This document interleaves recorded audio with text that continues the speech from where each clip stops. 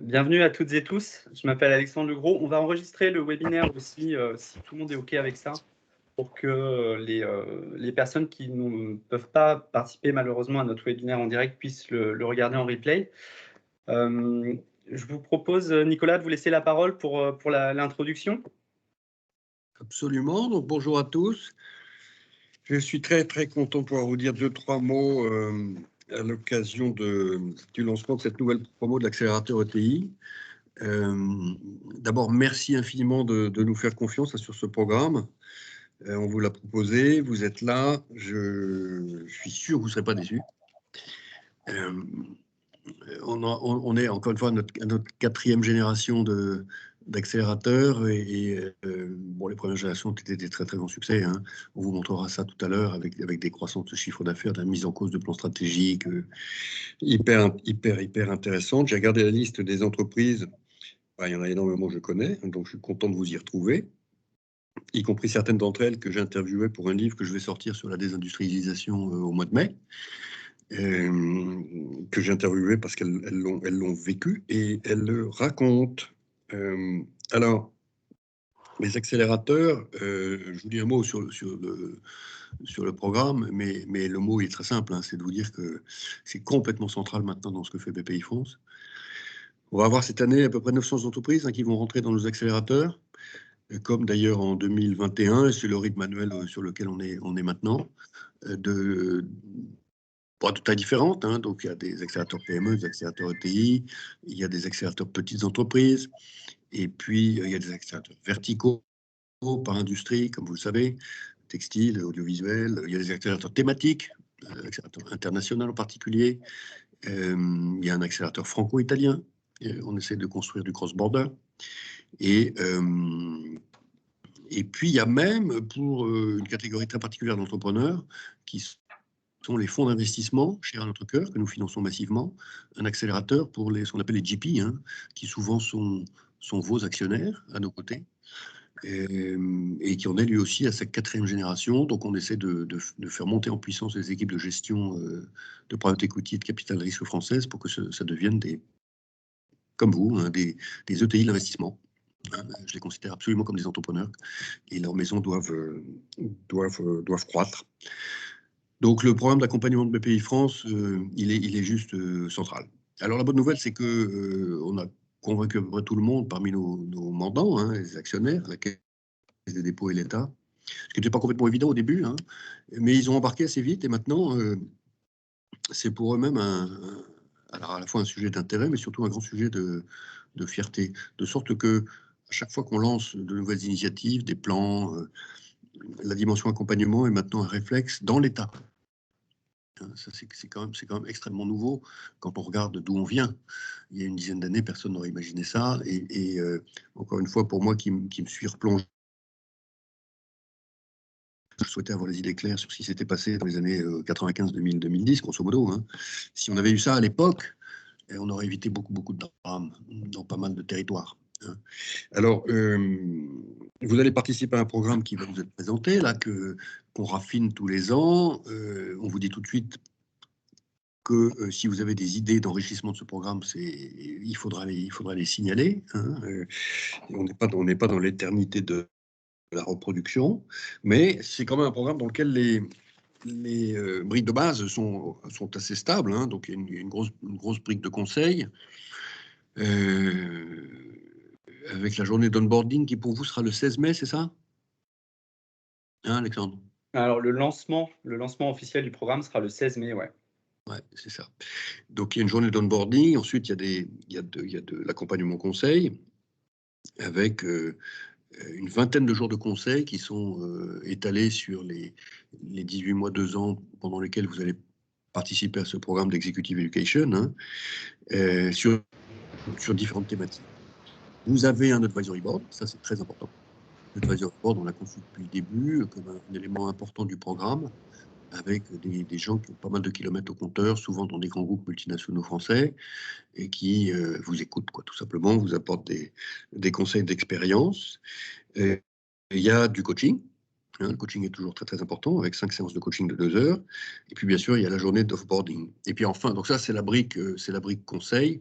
Brique Conseil qu'on a lancé, vous vous souvenez, chez BPI France très tôt en fait, hein, puisque je crois me souvenir qu'on l'a lancé début 2014, pratiquement à la création de la banque, en se disant qu'il était absolument indispensable, au-delà des outils de financement, de rajouter du conseil.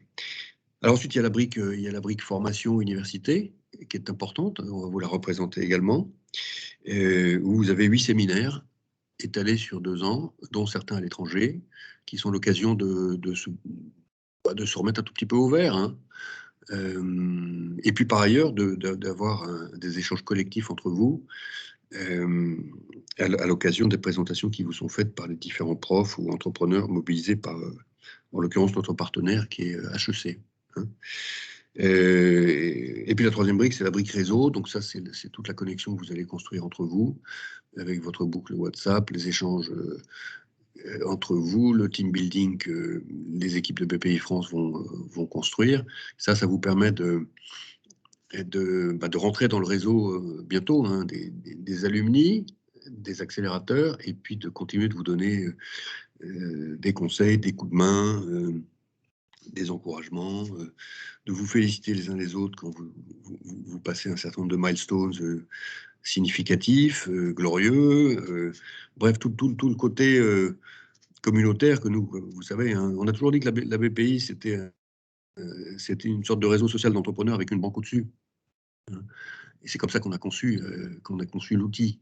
C'est-à-dire que toute la puissance de la BPI, elle vient de vous, hein. Elle vient de vos idées, de votre puissance, de votre énergie. Et votre énergie, elle est dédupliquée par le fait qu'elle est horizontale et elle est connectée. C'est une énergie de réseau social, beaucoup. Mais ça se construit, ça s'entretient. Et c'est ce qu'on essaie de faire avec les accélérateurs.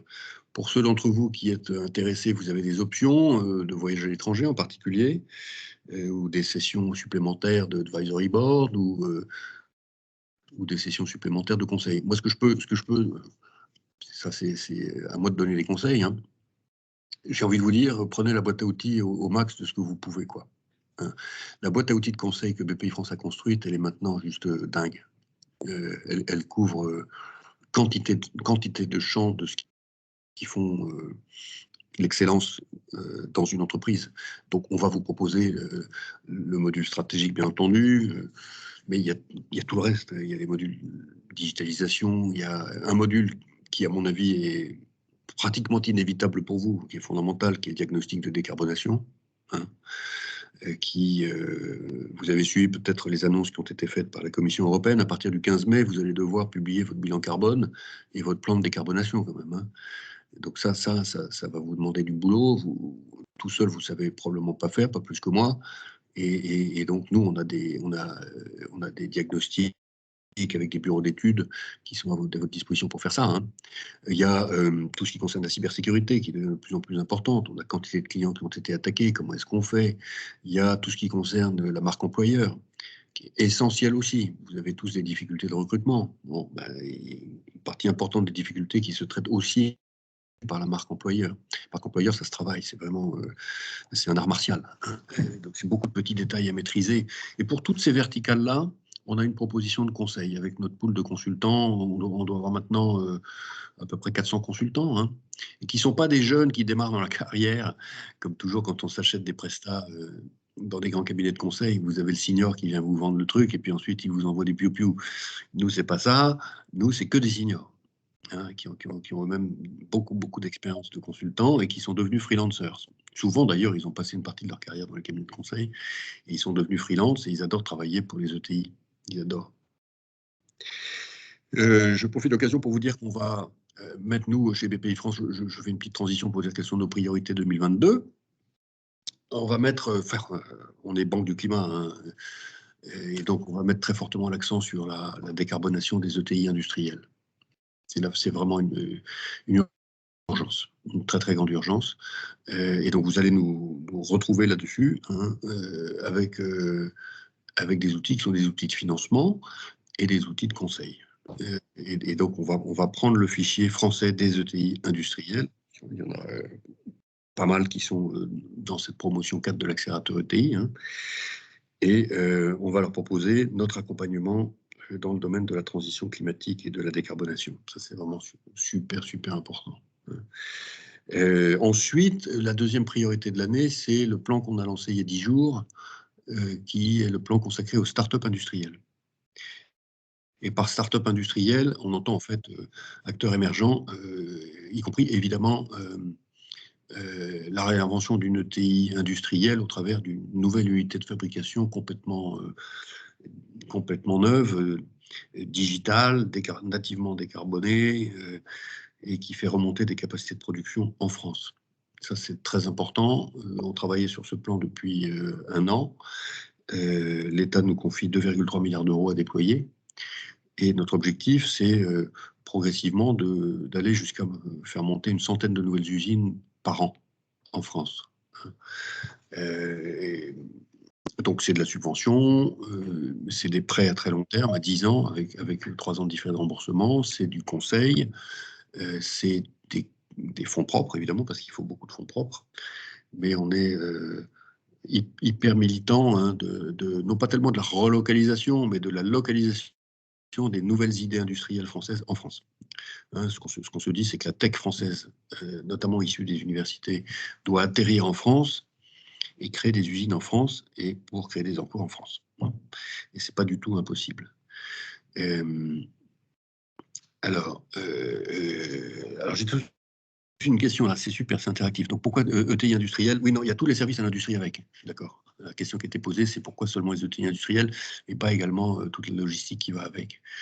C'est l'industrie au sens large, hein, donc les ETI industriels purs de production et les services à l'industrie qui sont autour. C'est par là qu'on va commencer. Sachant que de toute façon, dans la mission de décarbonation qui est confiée à la BPI, de porte-à-porte de masse, comme je dis toujours, il y a toute l'économie française, mais il faut bien qu'on commence quelque part. Et donc, on va commencer par le monde. Enfin, j'ai envie de vous dire, on va tout faire, mais on va mettre un accent particulier sur le monde de l'industrie. Donc, j'en reviens à mes priorités 2022. La décarbo,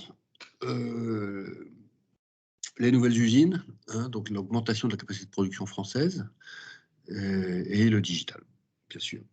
Le digital qui est toujours plus que jamais fondamental, avec là aussi toute la boîte à outils de BPI France. Alors bon, derrière tout ça, il y a aussi l'export, ça va de soi. Quand on voit la catastrophe absolue du commerce extérieur français, c'était encore la une des Échos ce matin. Là aussi nos briques de base dans la boîte à outils export de BPI France sont à votre disposition. Et je pense que ça traversera une partie importante du programme de cette 4e édition de l'accélérateur ETI. Hein. Et donc c'est du financement, bien sûr, c'est du crédit export, c'est du prêt export, mais c'est beaucoup de conseils, beaucoup de missions à l'étranger, beaucoup de conseils en stratégie export, avec nos partenaires de Business France. Hein. Et c'est beaucoup de conseils en marketing stratégique, en marketing opérationnel, etc. etc. Donc, je vous dis tout ça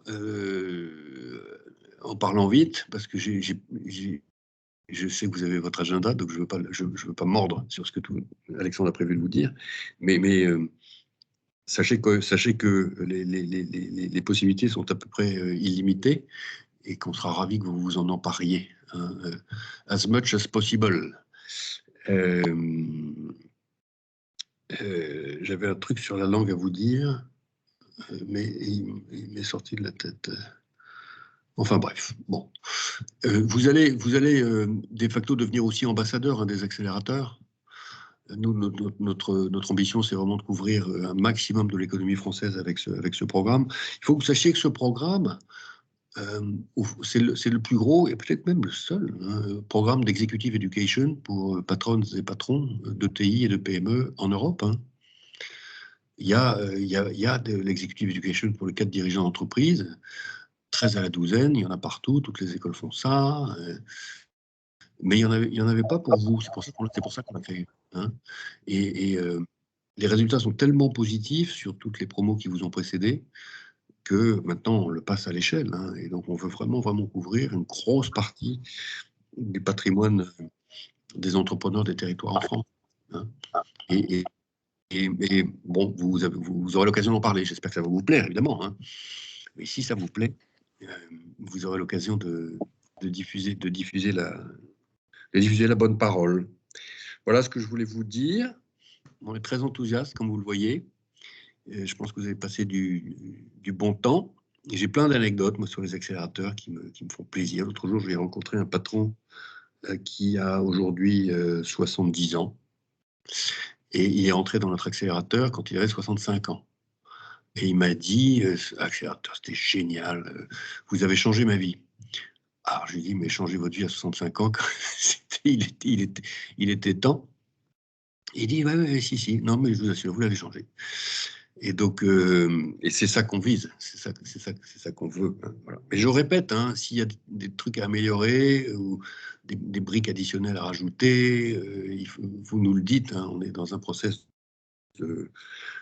comment dire, en informatique, de bêta constant, et donc d'amélioration continue du programme. Hein, voilà. Voilà.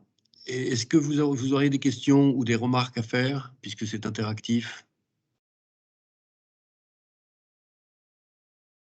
N'hésitez pas à ouvrir vos micros si vous voulez poser des questions ou à les mettre directement dans le chat.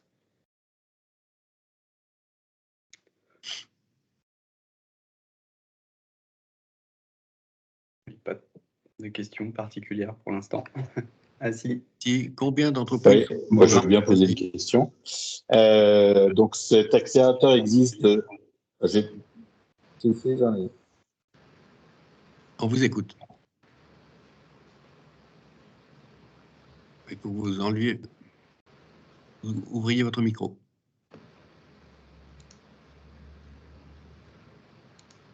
Allez-y, posez votre question. Vous m'entendez ou pas? On vous entend. Moi, je l'ai ouvert, je ne sais pas si vous m'entendez. Alors, allez-y. D'accord, super. Réponse du groupe, il y a que les enfants. Vous m'entendez? Oui, on vous entend. Voilà. On va se faire.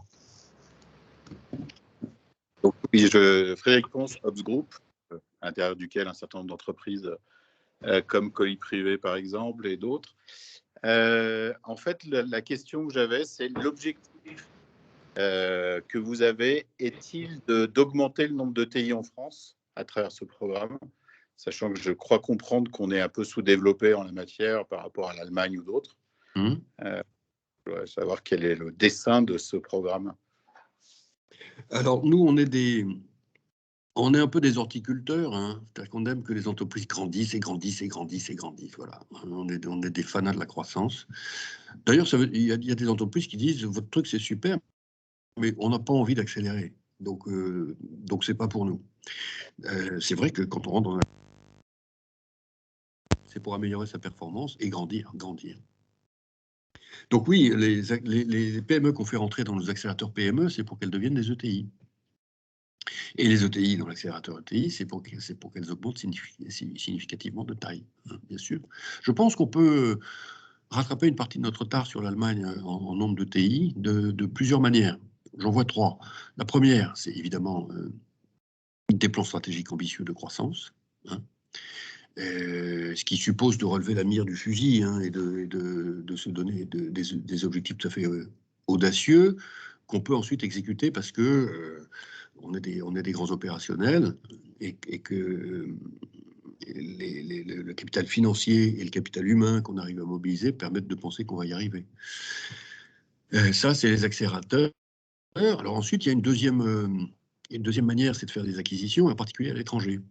Et là, vous n'avez pas tous du private equity à votre capital, hein, mais moi je suis assez frappé quand même par une chose, c'est de voir que les entreprises qui ont pris des fonds d'investissement souvent sont plus agressives en acquisition à l'étranger. Hein. Et quand je regarde le portefeuille d'ETI de BPI France, d'une part en direct, hein, et le portefeuille des ETI des fonds que nous finançons, hein, donc le portefeuille de Euraseo PME, par exemple, hein, ou de Latour, ou de ces grands fonds, elles font quantité d'acquisitions à l'étranger. Et en particulier, beaucoup d'acquisitions en Allemagne. Hein. Quand on compte, ça représente des volumes élevés. Des PME françaises qui achètent une PME en Allemagne et du jour au lendemain deviennent une ETI. Hein. Et donc, on va faire un petit travail d'ailleurs de recensement pour voir comment évolue le nombre de TI françaises. parce qu'en ce moment, il est en train de remonter. Il est en train de remonter notamment parce que l'infrastructure de private equity est très profonde maintenant en France. Donc, il y a de plus en plus de boîtes qui ont des fonds à leur capital. Et ayant des fonds à leur capital, elles passent à l'acte du build-up. Alors, la troisième manière de faire des ETI, c'est de faire des ETI tech. Ce qu'on appelle des startups, très souvent, ce sont déjà des ETI. Le nombre de startups qui ont plus de 250 salariés, c'est invraisemblable. En fait, les startups recrutent comme des malades. Alors, il y en a quelques-unes qui restent des petits bonsaïs avec 10 personnes, mais il y a quantité de startups, notamment dans le monde du digital, mais également dans les startups industrielles, qui recrutent énormément. Énormément. Moi, il se trouve que je suis au bord de Doctolib, donc je peux vous dire combien on recrute. C'est 100 par mois. C'est gigantesque. Donc, il y a des ETI digitales en nombre. Enfin, en l'occurrence, toutes les licornes que vous connaissez sont des ETI, ça vous le saviez. Mais dessous, il y a plein de boîtes qui sont des ETI tech. Donc, ça répond à votre question. C'est-à-dire que oui, absolument, il faut qu'on fasse monter le nombre d'ETI en France. Notamment parce que dans les territoires, une ETI rentable, pérenne, résiliente, ambitieuse, elle irrigue tout le territoire des entreprises qui sont plus petites qu'elle. C'est ça qui fait la force de la Vendée, par exemple, ou la force de la Mayenne, ou la force de la vallée de l'Arve, ou la force d'un certain nombre de territoires dans la région Auvergne-Rhône-Alpes. Je ne veux pas toutes les citer, mais c'est comme ça que se crée un écosystème. Il faut des ETI riches. Et quand il y a des ETI riches, il peut y avoir dessous un certain nombre de PME qui bossent pour elles et qui vont avoir des transferts de savoir-faire, qui vont avoir de la stabilité contractuelle, avec lesquels il y aura des échanges de personnel même. Et tout ça forme une espèce de biotope positif qui fait que quand il y a une crise, tout le monde ne tombe pas. C'est un château de cartes solide, j'ai envie de dire. C'est ça qui nous a manqué dans les années 2000. Il n'y avait pas assez de TI solides pour tenir tout le tissu industriel. Et donc, c'est tombé comme un gravelotte, malheureusement.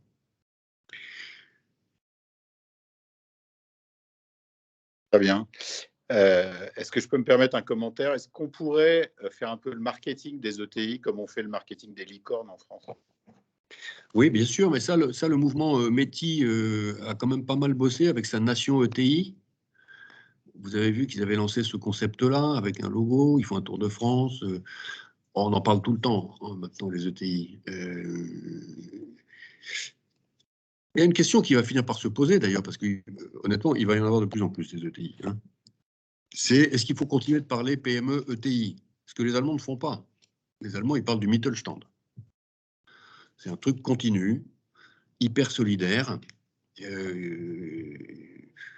et qui a comme point commun une certaine conception du business, de la liberté entrepreneuriale et des valeurs, de ce que c'est que d'être une entreprise ancrée dans son territoire. En France, on a inventé la catégorie ETI quand tout d'un coup, on s'est aperçu qu'elles étaient toutes en train de disparaître. Donc ça, c'était au milieu des années 2000. C'est la loi... c'était voté sous Sarko, ça, en 2007. Et peut-être que c'est une catégorie transitoire, qui sait. Ce que je pense, en tout cas, nous, c'est que ce qui est très important, très important, c'est que dans le débat public, les PME et les ETI, c'est-à-dire les entreprises souvent familiales des territoires, soient au centre. Ce qu'elles n'étaient pas du tout il y a 15 ans. 15 ans, c'était les grands groupes. Et donc, nous, on se bat tout le temps. C'est pour ça qu'on fait le Big Tour, c'est pour ça qu'on fait le French Fab Tour, c'est pour ça qu'on fait tout ce qu'on fait en communication, pour que les PME et les ETI, pas seulement industriels, des territoires, avec le réflexe territoire, soient au centre du débat, à tout moment. Alors, Frédéric, combien avons-nous d'ETI en France? Avons-nous disponible une carte des ETI en France? On va vous faire passer ça. Je n'ai pas fait le compte hier soir. Mais non, mais on doit en avoir maintenant 4500, peut-être quelque chose comme ça. Peut-être plus, parce que ça fait longtemps qu'on n'a pas compté, en fait. Merci. Je ne sais pas s'il y a encore d'autres questions, sinon je vais vous proposer qu'on avance sur la présentation du programme. Bien. Bah, écoutez, enjoy. Merci beaucoup, Nicolas, Enjoy. pour cette introduction. Et à bientôt. Merci. Merci à vous. Alors voilà, je vais prendre la parole à mon tour. Je vais me présenter. Je suis Alexandre Legros. J'ai la chance de piloter des programmes d'accélération chez BPI France depuis maintenant presque 3 ans. Et j'ai le plaisir d'être aux manettes et au pilotage de cette 6e promotion. C'est la 6e, et non pas la 4e, hein, du programme ETI qui se lancera, vous le verrez dans la présentation, au mois de mai de cette année. Alors, les programmes d'accélération, je fais un très très rapide historique. Ils ont commencé en 2015 chez BPI France, d'abord sur les promotions PME, puis ETI, puis ils ont été déclinés sur des sujets filières, par exemple l'automobile, l'aéronautique, le bois, l'eau, la mode, etc., ou des programmes dits territoriaux sur des régions, des départements ou des métropoles. Alors, le programme ETI, c'est un peu un programme historique dans l'histoire des accélérateurs qui sont proposés par BPI France. Et vous le verrez dans la présentation, les programmes d'accélération, ils combinent à la fois du collectif avec des séminaires, de l'accompagnement individualisé et des événements de networking. Alors, pourquoi un accélérateur dédié aux ETI? D'abord pour aider les ETI à répondre aux enjeux actuels et futurs, repenser aussi votre positionnement, votre business model. Bien sûr, l'idée, c'est de révéler le potentiel de votre entreprise et bien sûr, vous accompagner dans une démarche de structuration en profondeur et inscrire votre entreprise dans une trajectoire de croissance pérenne. Alors, il y a plusieurs objectifs quand on intègre un programme d'accélération et une promotion comme celle de TI. L'idée, c'est bien sûr de challenger votre entreprise. Vous allez le voir, il y aura des équipes conseils avec des consultants dédiés qui viendront vous challenger sur nombre de sujets. Rencontrer aussi vos potentiels futurs partenaires, je vous le souhaite. Prendre de la hauteur, ce sont des moments qui sont dédiés pour vous, dirigeants, équipes dirigeantes, à prendre de la hauteur et aussi faire monter en compétences vos équipes. Et bien sûr, on en a parlé aussi en introduction, développer de nouveaux marchés à l'international.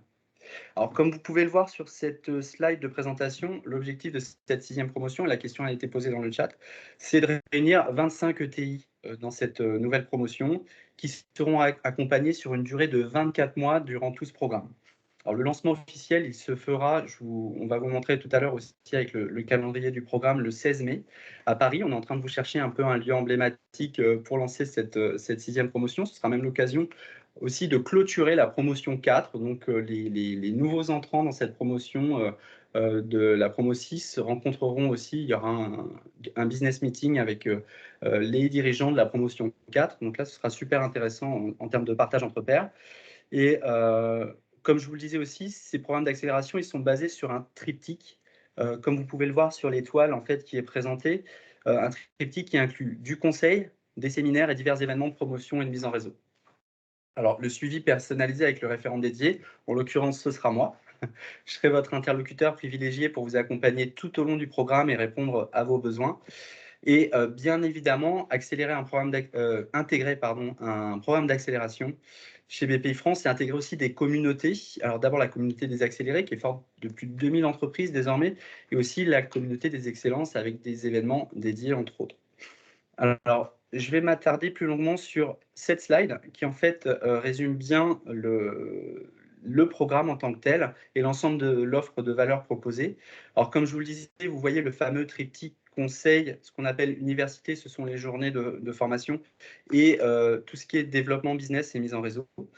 Alors, je vais commencer par le pilier central, qui est le pilier qu'on appelle l'université dans nos programmes, et comme Nicolas l'a dit, qui correspond à un parcours de séminaire collectif dédié à la promotion.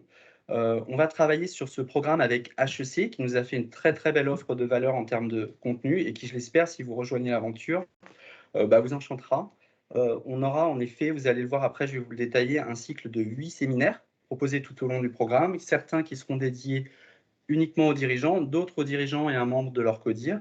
Et on aura différentes thématiques qui seront abordées. On commencera par les sujets stratégie, on ira sur de la finance, croissance externe, l'ouverture du capital, la gouvernance, la transmission, les sujets RH, marque employeur et RSE, la négociation complexe, le développement commercial et les relations avec les grands comptes, le leadership, supply chain et achat, et un dernier qui s'appelle les champions cachés de l'ETI, où on est plus sur une démarche de co-développement et de coaching. Alors, vous aurez 2 séminaires qui se passeront à l'étranger, en Europe, notamment le premier qui sera dédié à la stratégie, qui se fera sur 3 jours, dès le lendemain du lancement officiel du programme. Donc on lance le 16 mai, et entre le 17 et le 19 mai, on aura la chance de partir à Berlin, rencontrer des intervenants pointus sur les sujets proposés en termes de stratégie par HEC. Et également, ce voyage, en fait, sera aussi l'occasion de visiter des entreprises allemandes. On aura un 2e séminaire qui se passera en Europe, c'est le 6e séminaire sur la thématique du leadership, et lui se fera en Italie, à Bologne. Les autres séminaires, eux, se feront sur Paris, principalement dans des lieux prestigieux qui ont été sélectionnés par HEC, parce que le contenu a son importance, mais le cadre aussi, vous verrez. Et je crois même que le dernier séminaire qui sera proposé, si tout va bien, sera sur un site olympique des JO 2024, puisqu'on sera, vous verrez aussi dans le calendrier, à quelques semaines du lancement des JO en France. Alors, le pilier de droite, lui, il est dédié à toute la partie mise en réseau et développement business, et vous le verrez tout au long du programme. On aura à cœur de vous proposer des événements de networking qui seront dédiés à la promotion, des événements dédiés à la communauté des accélérés. Donc, vous aurez aussi l'occasion de rencontrer d'autres dirigeants d'autres programmes, ou bien encore des rencontres avec des grands comptes, des startups, des sessions dédiées de team building entre dirigeants, de la promotion, et ainsi de suite. Et en option également, vous le voyez en plus bas, bien sûr, je ne l'ai pas précisé, mais tout ça, je vais vous l'envoyer après, hein, vous aurez tous les éléments et tout le support. On va vous proposer des business expeditions à l'international avec des temps collectifs. Ça, c'est en option, hein, mais si vous souhaitez aller plus dans une démarche de développement à l'international, on va vous proposer 4 business expeditions à la carte, où vous aurez, comme je vous le disais, des temps collectifs avec des déjeuners, des dîners avec des dirigeants français et étrangers, des visites de sites industriels, des rendez-vous business, des mises en relation, des tables rondes avec des experts locaux, sélectionnés tant par BPI France que Business France. Et enfin, le dernier pilier, qui est non négligeable, on en a parlé en introduction, c'est le pilier que vous voyez sur la gauche, qui est la partie conseil, qui est un accompagnement individualisé, totalement dédié à votre structure pour vous challenger et vous accompagner sur nombre de sujets. Alors, comme vous pouvez le voir, c'est un accompagnement qui va mixer du conseil, une partie dite advisory board et du coaching. On aura à cœur de vous accompagner sur tous ces sujets pour répondre à vos attentes de transformation à des horizons qui sont différents. Et de manière, on va dire, très simplifiée pour expliquer cela, l'advisory board, il va projeter le dirigeant à long terme. C'est un organe de gouvernance consultatif avec un chairman qui est souvent une expérience d'ancien directeur général et 2 advisors qui sont spécialisés sur des sujets spécifiques. Alors, ce rôle d'advisory board, il est d'écouter, de cadrer et de guider le dirigeant et son codir dans ses réflexions stratégiques à long terme, et vous serez challengé sur tous ces objectifs et ces priorités de votre plan stratégique. On notera aussi que c'est un comité que l'on appellera consultatif et qui sera complémentaire aussi aux organes existants. Et Nicolas l'a dit en introduction, vous aurez en fait ce qu'on appelle une réunion d'onboarding où ces sujets seront qualifiés, notamment sur les sujets stratégie et vos ambitions à moyen et long terme, suivi de 3 sessions de rencontres avec l'advisory board et en parallèle 20 jours de conseil avec un accompagnement dédié. Vous serez accompagné par un responsable conseil de BPI France et un consultant expert du sujet qui sera sélectionné, du ou des sujets d'ailleurs, parce qu'il peut y en avoir plusieurs, sur 20 jours de conseil.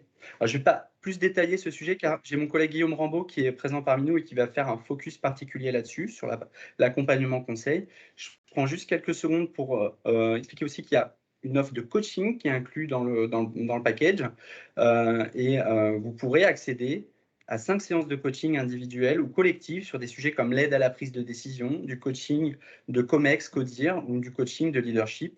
On a sélectionné des coachs qui sont officiellement habilités pour vous accompagner sur l'optimisation de votre potentiel pro et perso, aussi prendre du recul sur vos pratiques et votre organisation, ou bien encore désamorcer des situations complexes.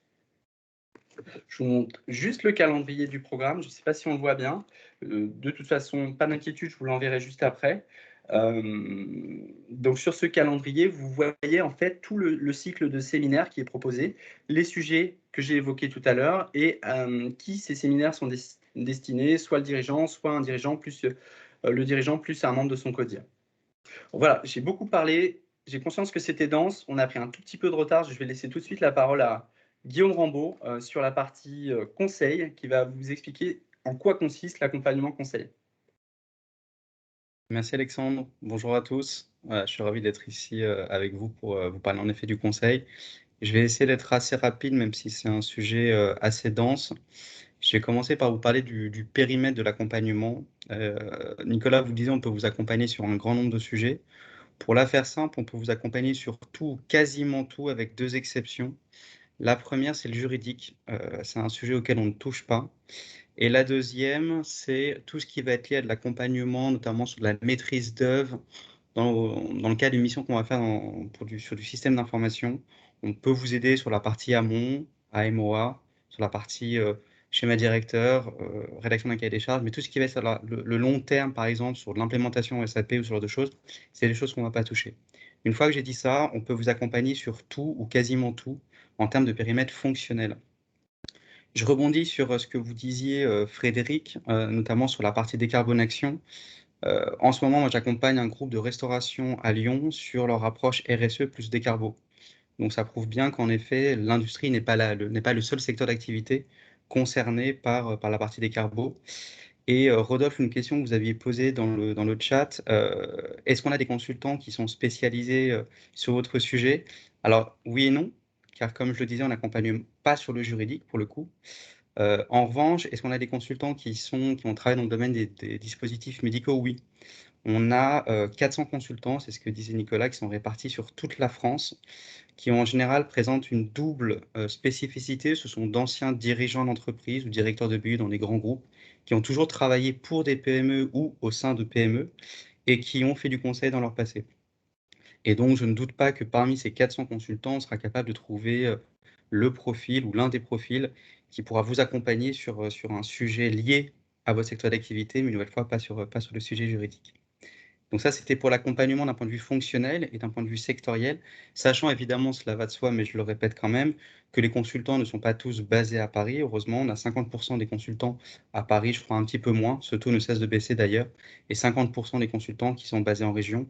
L'idée étant évidemment de les spécialiser sur un secteur d'activité, une région d'intervention et un périmètre fonctionnel.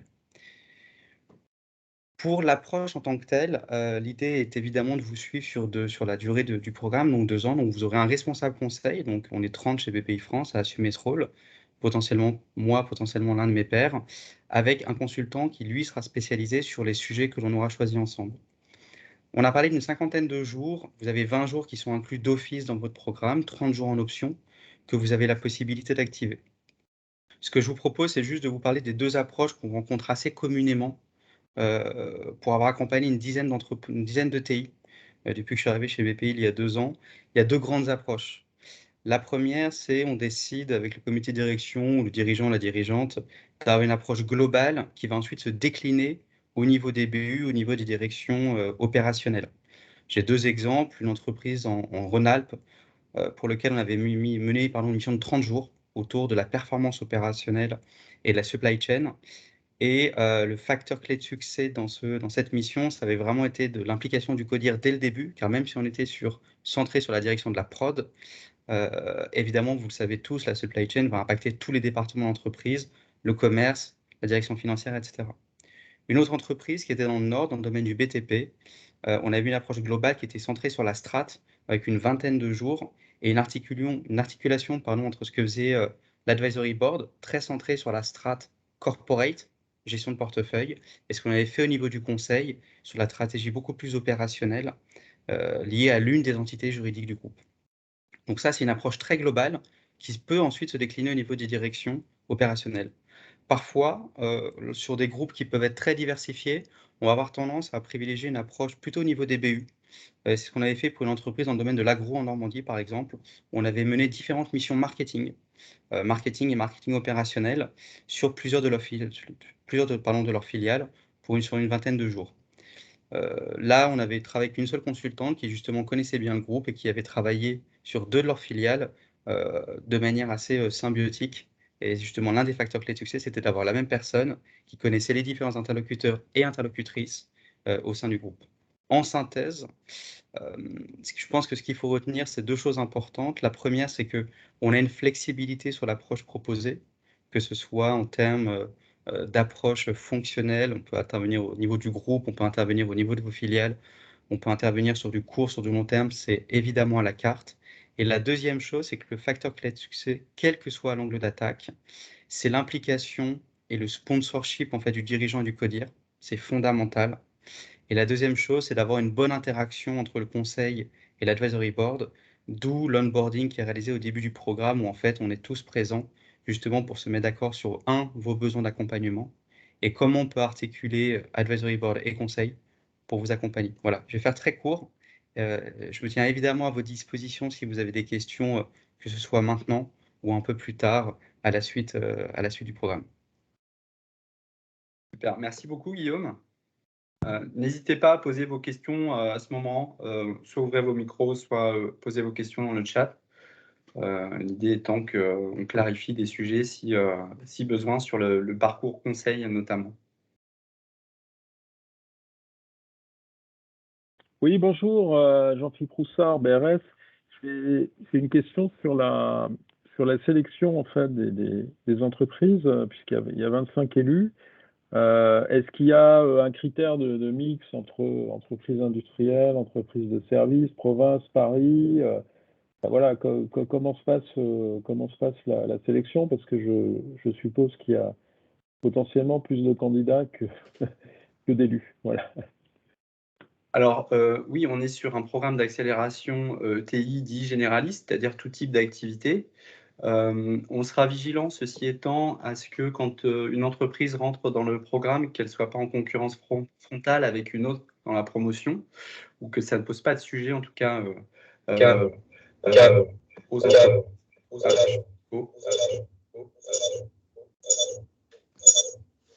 Il y a quelqu'un qui doit avoir son micro ouvert.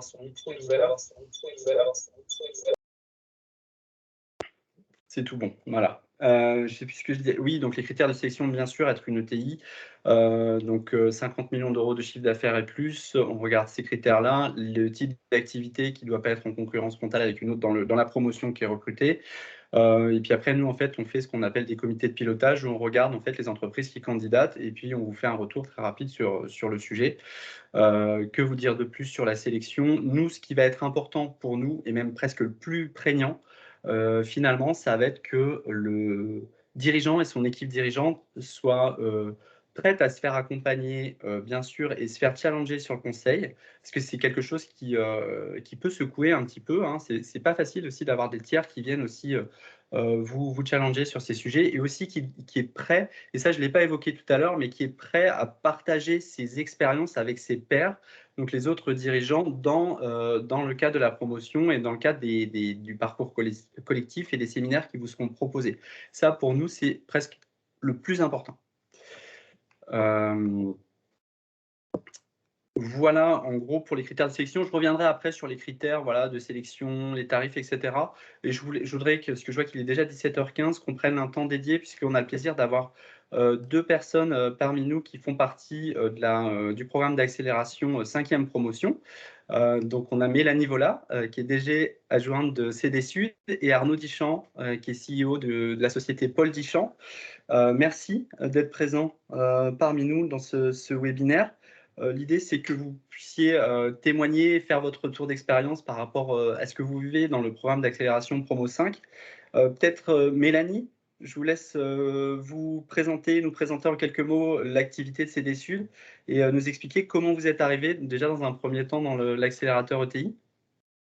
Bonjour à tous, ravie d'être parmi vous aujourd'hui. Donc, je suis Mélanie Vola, je suis directrice générale adjointe du groupe Coldenco. Pardon. On est leader régional du marché du chauffage, ventilation, climatisation. On est un distributeur spécialisé et on commercialise depuis 25 ans des solutions auprès de professionnels. On est le premier client de la marque Mitsubishi électrique en France. On a développé nos marques propres. EWA, qui est la première marque de pompe à chaleur éco-responsable. Mazda, qui est destinée au réseau généraliste et à la GSB, et toute une gamme d'accessoires et de services associés. On a 33 agences qui couvrent tout le grand sud du territoire. Notre réussite repose sur 3 piliers principaux que sont la proximité, la disponibilité et l'expertise.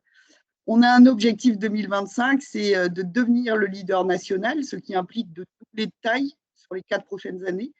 Et c'est ce qu'on vient déjà de réaliser entre 2016 et 2019. une croissance excessivement forte.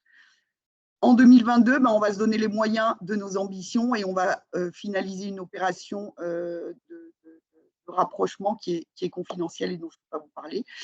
Notre stratégie, c'est bien pérenniser notre organisation, les hommes et les femmes qui la constituent, et on va travailler sur cette pérennité en répartissant la contribution entre les marques premium, les marques propres et l'accessoire.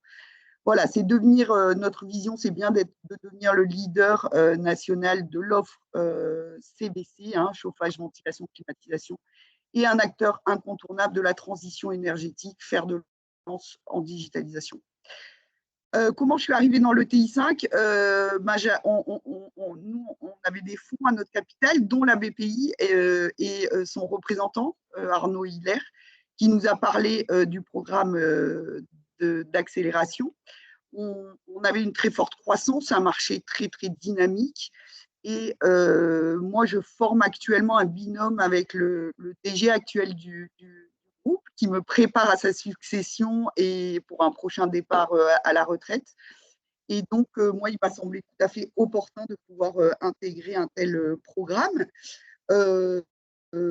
J'ai vraiment été convaincue dès le départ par le programme, sa complétude, parce que déjà, j'en ressentais cruellement le besoin, le besoin de prise de recul et de hauteur par rapport à un quotidien très dense et très lourd. Toutes les thématiques abordées, qui me semblaient être les thématiques fondatrices d'une nouvelle ère dans l'entreprise, mon émancipation par rapport à ce travail quotidien, voilà, ce besoin de prendre du recul. Voilà, quelque chose, un échappatoire qui en plus nous nourrit par les échanges avec nos pairs, puisque dans la promo 5, on est 25 ou 30 pays.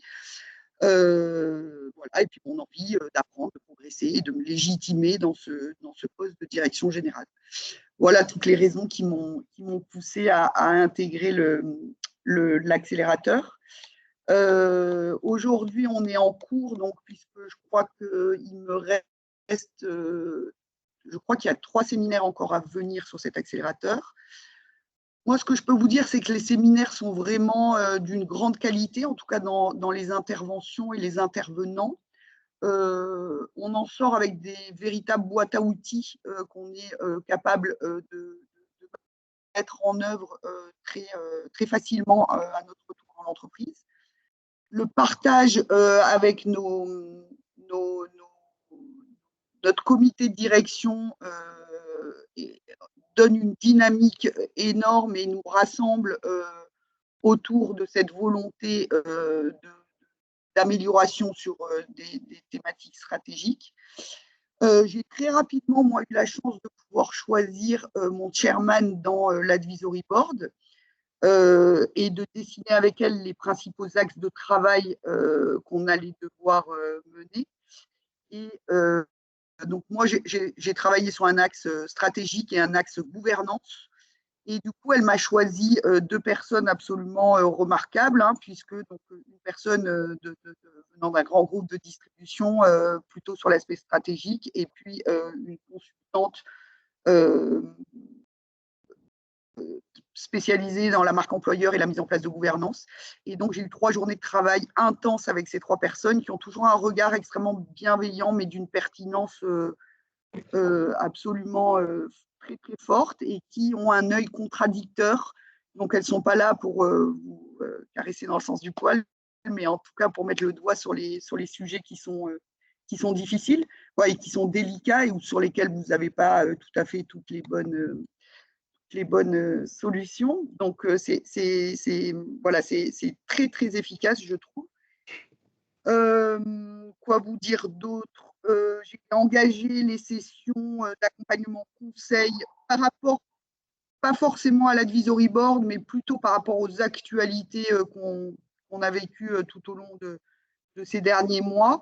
Et j'ai actuellement 2 consultants avec qui je travaille, l'un sur la structuration et l'efficience de mon organisation commerciale et l'autre sur la thématique de la gouvernance, de la communication, mais dans le cadre d'une très grosse croissance externe. Donc, c'était un peu lié aussi à notre actualité en ce moment.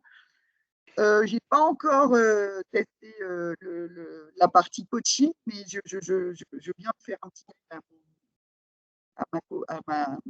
à Manon Gillon, qui est mon interlocuteur BPI en région, pour justement démarrer cet aspect-là du programme. Voilà, moi je peux vous en dire que du bien. Je ne sais pas si je saurais être une bonne ambassadrice, mais en tout cas, c'est vraiment que des moments de prise de hauteur et de réflexion qui permettent d'être beaucoup plus efficaces en rentrant et d'avoir une vision globale des axes de progrès à mener dans l'organisation. Je pense qu'on crée aussi des liens évidemment assez forts avec les autres dirigeants avec qui on partage cette ETI parce que on passe 2 jours ensemble. On va boire des coups aussi le soir.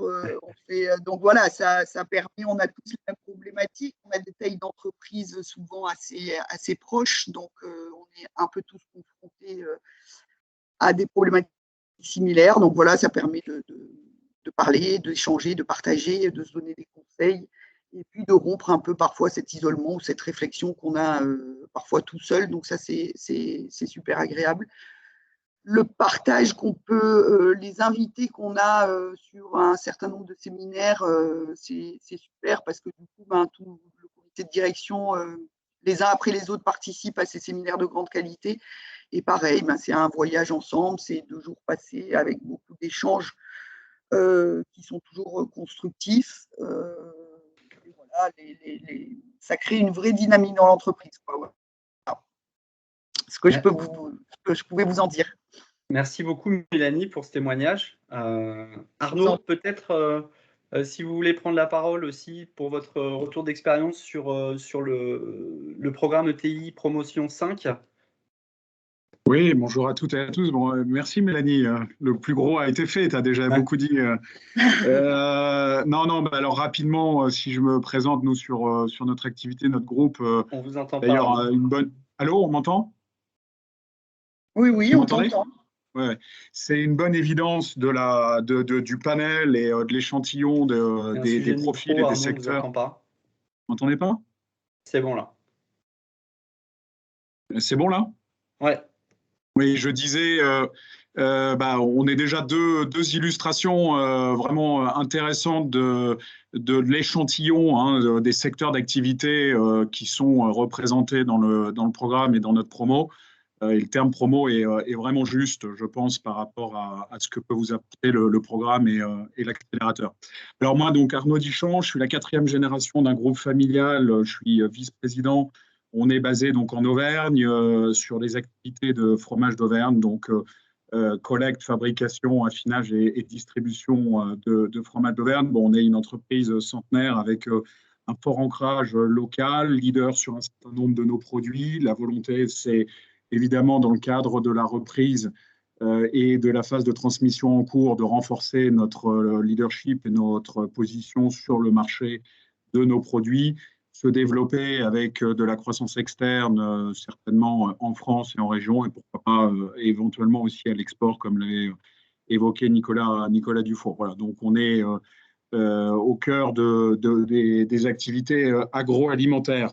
Alors, ce que je peux dire, moi, sur la manière avec laquelle j'ai intégré le programme, c'est la BPI qui est venue vers moi. On n'était pas client en tant que tel de la banque jusqu'à ce jour, mais c'est pas on avait déjà beaucoup d'échanges et moi, j'ai pu constater sur un certain nombre d'aspects ce que pouvait apporter la BPI en région et notamment sur un certain nombre de volets d'accompagnement, de financement et de dossiers de plan de relance. Et donc, c'est vrai qu'on avait discuté déjà pour le TI4. Ça ne se trouvait pas forcément à ce moment-là en termes de timing pour nous, pour moi particulièrement. Et le TI5 arrivait au bon moment, en plus après la phase de Covid. Et je pense que c'est vraiment un programme qui mérite qu'on puisse se rencontrer, que les séminaires aient lieu en physique et pas en visio. Donc, pour moi, c'était vraiment essentiel et je pense que vous aurez, a priori comme nous, la chance que ça puisse se faire de cette manière-là. On est arrivé à peu près à la moitié du programme puisqu'on a fait 4 séminaires sur 8, si je ne m'abuse. On en a un qui arrive là prochainement, le mois prochain. Ce que je trouve très intéressant, et ça a été un peu dit par Nicolas Dufour, c'est que ce n'est pas un executive MBA. Alors, ça n'en a pas le but, ça n'est pas vendu comme tel. Pourquoi? Parce qu'en fait, ça permet de rencontrer à la fois des chefs d'entreprise avec des natures et des structures de groupes différentes. Il y a pour certains groupes des fonds qui font partie du capital, d'autres des entreprises familiales comme la nôtre, en cours ou pas, en phase ou pas de transmission, des DG salariés de certaines sociétés, des directeurs actionnaires comme je peux l'être, et puis des groupes avec des tailles, avec des positions à la fois soit nationales, soit déjà avec un certain nombre d'implantations à l'international. Donc ça, je pense que ça, c'est très intéressant parce que c'est finalement, effectivement, à mon avis, à ma connaissance, le seul programme qui permet d'avoir ce genre de profil, tout en ayant la possibilité de se rendre compte qu'on n'est pas simplement tous finalement impactés, ayant et subissant les mêmes problèmes, mais on a aussi beaucoup de choses à partager sur des bonnes pratiques, sur des retours d'expérience positifs et sur la manière avec laquelle on peut faire grandir nos organisations. Donc, moi, j'ai trouvé que c'est très bien cadencé sur la partie séminaire. C'est vrai qu'on en a déjà eu 4, ça permet d'impliquer un certain nombre de membres du CODIR. Mélanie l'a dit, je pense que c'est très important. Prenez bien en compte, pour les gens qui rejoindront la prochaine mouture, c'est essentiel d'impliquer votre CODIR et votre comité de direction, vos managers, sur ceux qui vont pouvoir vous accompagner sur certains des séminaires avec les thématiques qui concernent votre directrice financière, votre directeur commercial, votre DRH, parce qu'ils sont très demandeurs et que c'est un programme qui, justement, contrairement par exemple à un exécutif MBA, ne concerne pas qu'une seule personne qui le suit. Donc ça, c'est très très important parce que c'est les séminaires, mais c'est évidemment la partie advisory board et la partie conseil. Sur la partie séminaire, je terminerai juste en disant que c'est évidemment la possibilité de pas mal d'échanges informels pendant les 2 jours. En réalité, quand est-ce que vous avez la possibilité de vous échapper pendant 2 jours de vos organisations pour un temps aussi qualitatif? Ça arrive rarement et vous en aurez rarement l'occasion, je pense. Donc ça, c'est déjà très intéressant. On revient avec la tête à la fois beaucoup plus remplie, mais en même temps vidée et avec plein de dynamisme et plein d'idées. Il s'est créé évidemment dans un groupe de 25 personnes des affinités qui font que voilà, il y a en plus des générations un peu différentes. Alors on n'a pas de dirigeants de 65 ans, mais c'est vrai qu'il y a un beau panel et donc ça, je pense que c'est assez intéressant aussi. Et des intervenants de grande qualité. J'en citerai qu'un. Nous, on a eu la chance, par exemple, d'avoir un séminaire sur la stratégie avec le général Vincent Desportes. Bon, rien que le fait d'avoir passé 2 jours à échanger avec lui, je pense que ça valait déjà une bonne partie du programme, en tout cas en ce qui me concerne. Sur la partie advisory board, c'est après vraiment ça quelque chose qui peut être un peu différent d'une société et d'un groupe à l'autre parce que vous pouvez déjà avoir un conseil d'administration, donc il faut bien le calibrer par rapport à celui qui existe déjà dans votre organisation. Si vous n'en avez pas, c'est un vrai exercice d'accélération, de mise en place et de structuration de votre gouvernance. Nous, on a eu la chance de... Bon, les CV qui nous ont été présentés étaient tous de très bonne qualité, avec des profils assez différents, avec des secteurs d'activité, des parcours relativement variés. On a fait le choix de quelqu'un dans notre secteur d'activité et on va déjà même au-delà, si vous voulez, des sujets simplement des réunions d'advisory board. Il y a une vraie affinité qui s'est créée. Donc ça, je pense que c'est très intéressant. Et les 2 autres membres de l'advisory board nous accompagnent sur des sujets qu'on voulait pousser. Donc ça nous a été proposé comme tel dans la sélection des CV sur les sujets de marketing, de développement stratégique. Voilà. Sur la partie mission de conseil, moi je commence, on a identifié notre besoin, qui est un besoin plutôt, je dirais, constructif que souvent des missions de conseil qui peuvent être là pour finalement corriger ou diagnostiquant une insuffisance ou un problème dans l'organisation. Donc ça, c'est assez intéressant aussi. Donc on aura voilà, engagé ce travail. Il y a effectivement une dimension internationale. Alors vous, je crois que vous partez dès le début à Berlin. Nous, je crois qu'on est à Stockholm qui nous attend au mois de mai, donc dans un des prochains séminaires. Voilà, je vous invite évidemment le plus possible à échanger une fois le programme lancé avec les gens avec lesquels vous avez des affinités, mais il peut y avoir aussi des opportunités professionnelles parce qu'on a des entreprises qui peuvent être éventuellement clientes ou qui peuvent s'entendre, discuter sur des sujets industriels. On était il y a 10 jours, on a eu la chance d'aller visiter le site d'une des sociétés d'un grand groupe qui fait partie du programme, et c'était vraiment très, très intéressant. C'est ces moments-là aussi qui sont vraiment très riches. Et je finirai juste sur des exercices sur les séminaires. En fait, je disais que c'était très important parce que c'était une occasion formidable de sortir pendant 2 jours. Je trouve aussi que c'est fait de telle manière qu'on, finalement, même en tant que dirigeant, on n'a pas souvent l'occasion de prendre la parole, de réfléchir, de faire un pas de recul sur nos organisations, sur notre vision de notre groupe, sur nos ambitions. Donc, on fait pas mal de travaux de groupe, pas mal de pitch, pas mal de mise en situation, de prise de parole. Et ça, je pense que c'est assez formidable parce que ce n'est pas quelque chose qui est vraiment très habituel, forcément, dans nos parcours universitaires ou dans nos formations, surtout, en tout cas en France. Et pour finir, je rebondis sur un des sujets. Le dernier séminaire qu'on a eu, en plus, j'ai eu la chance qu'il soit délocalisé à Clermont-Ferrand. Donc, une partie des équipes sont venues voir un de nos sites. Mais au-delà de ça, c'était sur la marque employeur autour de. Et je m'étais dit, mais comment on va faire et comment ils vont remplir 2 jours autour de la marque employeur? Je peux vous assurer qu'on n'a pas vu le temps passer, qu'on aurait pu faire 2 jours de plus et que le contenu était absolument riche et c'est un élément essentiel pour toutes nos organisations. Donc voilà, je suis aussi assez positif.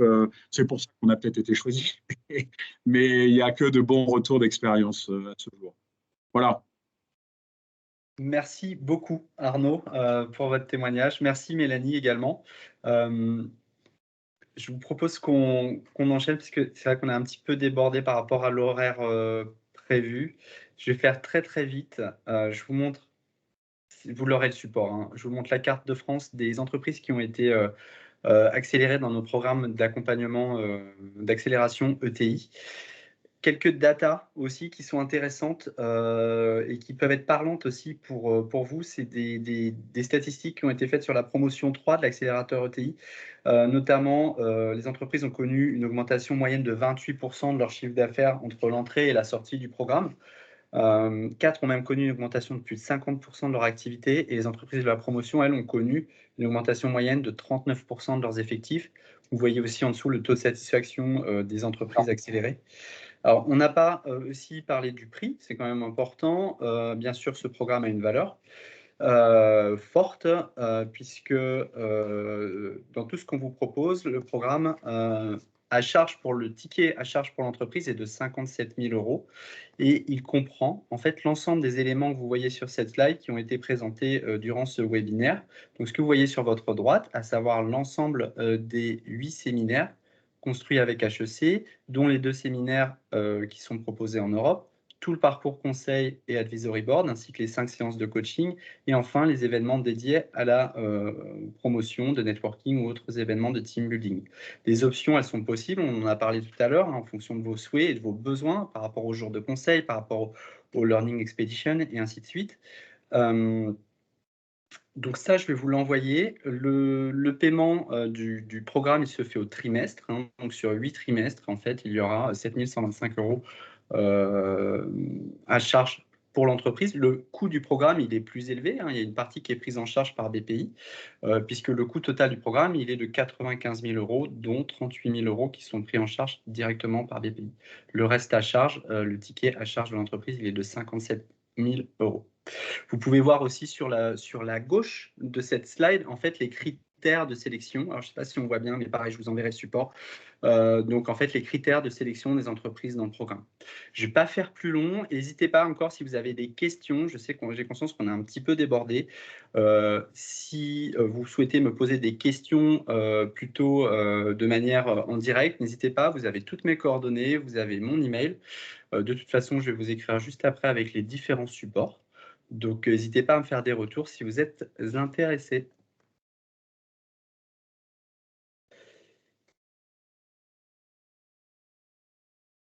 Alors, prise en charge possible par les OPCO, je ne crois pas. Je pense même que c'est non. N'hésitez pas, hein, si vous voulez poser vos questions, c'est le moment. Sinon, je vous le dis, vous pourrez m'envoyer vos questions direct ou me contacter directement par téléphone ou par email. En tout cas, je vous remercie toutes et tous pour votre présence. On était nombreux aujourd'hui, hein, vous étiez plus d'une 50aine d'entreprises inscrites à ce webinaire. On va potentiellement refaire un d'ici là. Juste un petit message pour dire que voilà, on cherche 25 entreprises pour cette nouvelle promotion. On a déjà eu 3 accords depuis le début de l'année et là, ça va monter en charge très rapidement. Donc, si vous êtes intéressé sur ce sujet et si vous souhaitez, si vous avez des marques d'intérêt qui sont fortes pour entrer dans ce programme, n'hésitez pas à prendre attache avec soit votre référent BPI France du réseau ou avec moi directement. Je répondrai avec grand plaisir à vos questions et à vos remarques pour voir comment vous intégrer dans le programme. Alexandre, 2 petites questions. La première de François-Régis Deschamps sur la date de clôture des candidatures. Est-ce qu'il y a une date de clôture? Le 16 mai. S'il reste une place le 16 mai, c'est le 16 mai. Très bien. Et ensuite, Jean-Marc, votre question, le coût est-il lié au nombre de participants au séminaire? Je vais répondre sous le contrôle d'Alexandre, mais théoriquement, la réponse est non. Non.